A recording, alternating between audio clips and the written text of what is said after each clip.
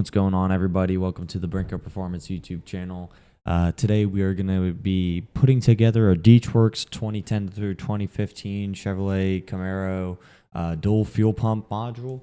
I have the installation guide here, and I did follow it to the best of my ability. So if you are trying to put one of these together, hopefully this video helps you out just a little bit. It does give you instructions on how to do it, but there's not really a lot of videos out there for people to watch it get done. I did film this over a couple of weeks due to some issues with parts and a mishap on my part as well. So please forgive the cuts and everything in here. But if you do like this video, please leave a like, subscribe. If you have any questions or comments, leave them down in the comments, and I will try to get back to them as best as I can.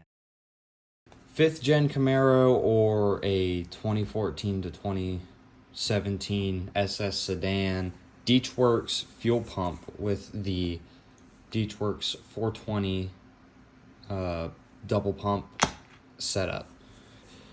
There's two E-clips that are on the end of here and here that will allow you to remove this. You can take that off.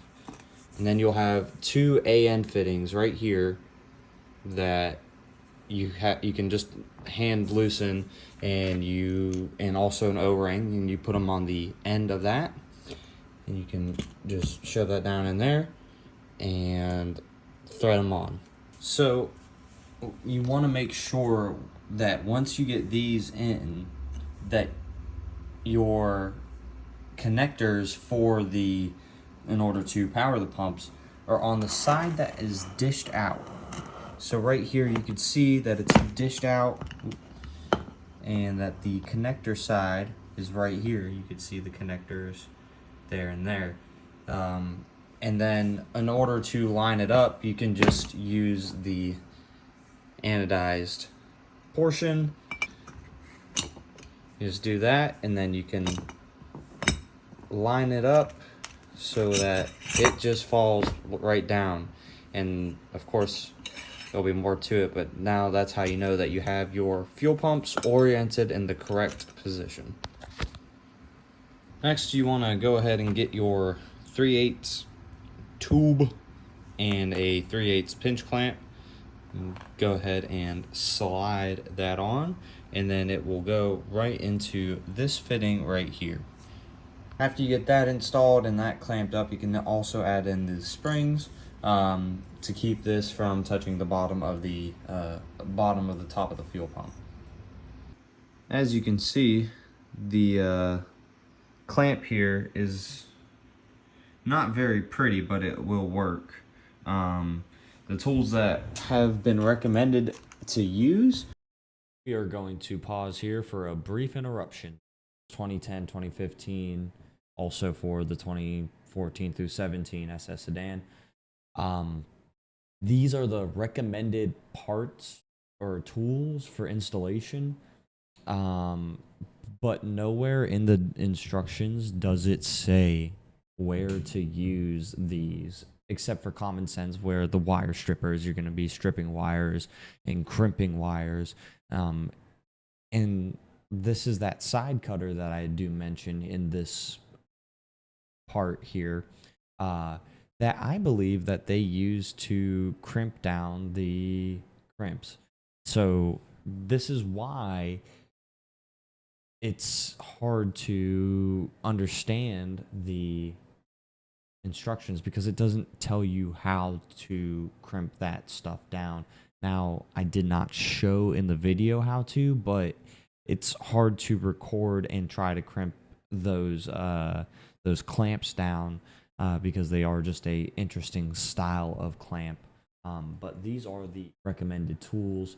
Now, I don't know where he or whoever made this installation guide used the synthetic grease or the torch or anything like that.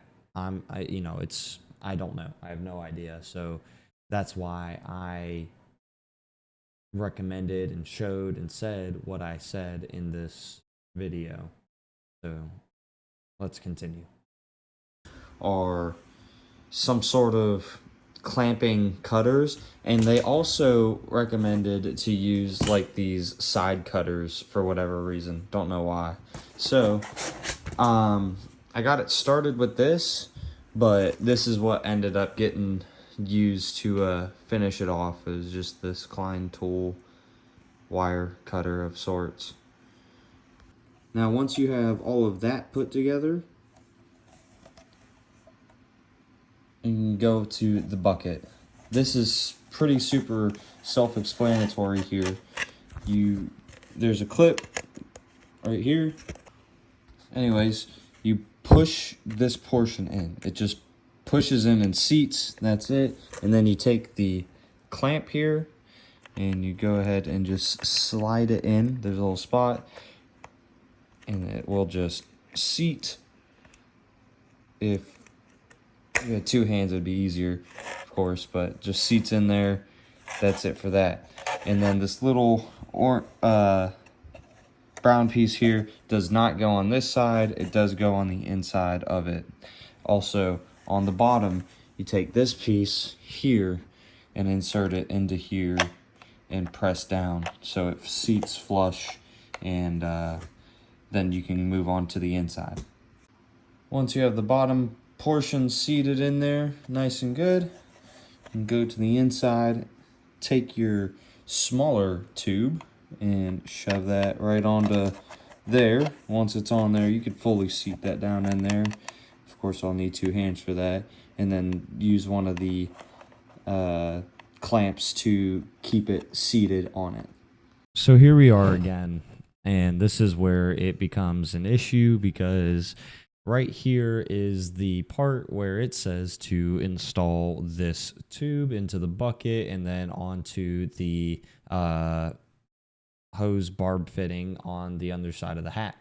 Now, it says right here, this hose can be difficult to install. Use a heat gun or boiling water to aid with this installation. So I just bought a heat gun not too long ago in order to get stickers or debadge or just whatever the hell we need a heat gun for to use it for. So I went and got the heat gun, and I heated the tip of this little black tube up. And as soon as I went to, and I did it on the low setting before anybody asked, I went to put it on the bottom, or on the barb on the bottom of the hat, and it immediately crumpled and just like pushed into itself and rendered that tube useless. So I recommend getting boiling water, because that is going to be the way to go. Boiling water is going to be the easiest way to go and the most effective way, because the heat gun just heats it up way too much and way too fast, and will end up making it not useful. It'll render it useless. I had to contact Deatschwerks, and I ended up buying another hose, and that's why you see it change from the black hose to a clear hose. So just be careful with this part. Before we get back to installation of this tube here, you'll see me go to the wires. You want to go ahead and just install the wires for the pumps, because it makes it a lot easier, and you have to do that first before you can even clamp this down, because once that's clamped down, it's hard to get your tools in here to work, just because it's a confined space. So go ahead, get the wiring done for the pumps first, then you can go ahead and clamp this tube down. Now we just got to work on the wiring. So right now I've got the two ground wires wired up. I cut a little bit extra off on that one. I'm not super worried about it, but I oriented them in a way where they will be away from the power wires once those are wired up, because there's not really that much space in between them. So moving on to the power wires, and then we'll be able to add in that hose once this is all completed, and then also you have to cut this hose, and I'll show you that as well. Alrighty, so now that those are all wired up, we're gonna go ahead and get the line right here put together, and then we should be able to slide the anodized orange piece over and then cut this big line here. Now you can see that it is flush with the bottom of this anodized orange part. We are now going to connect this to that.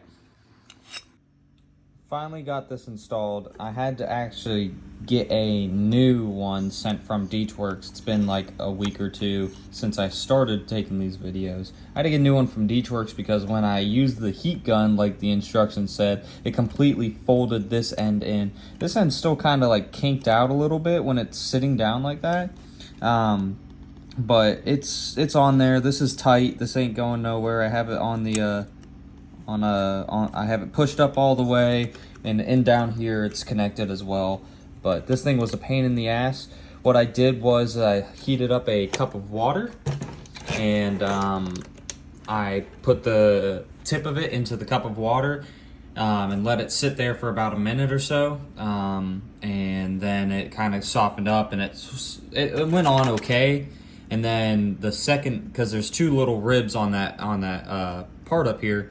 On the second one, it cooled down, and you know, so, but I had to really push it and work it and kind of wiggle it and turn the tube back and forth to get it up on there. It's kind of a pain in the ass, but we're good now. Right now, I just installed the level sensor. Super easy. You just go with the front of the actual fuel system here, where all the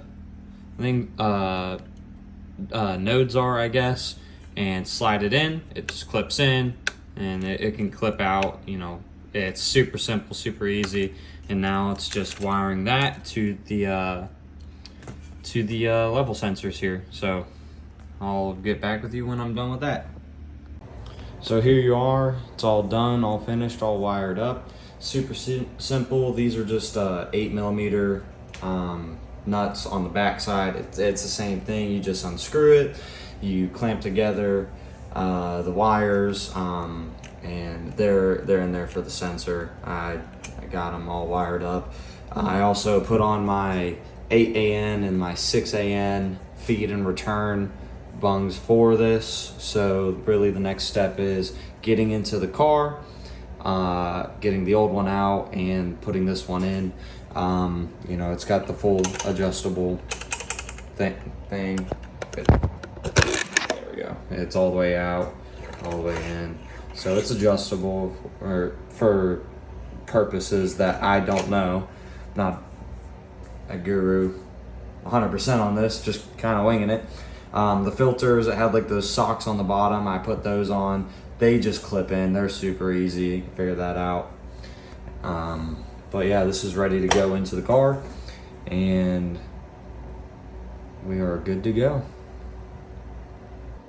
One thing I will note is to make sure that you leave enough slack in the wires for the level sensor, just due to the fact that I cut mine a little short, or on the shorter side, and when it is fully extended, come on.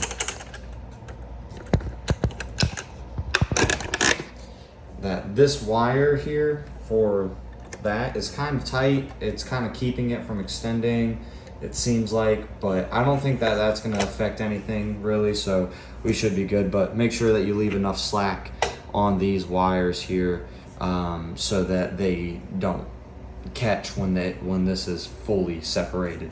But besides that, we are good to go.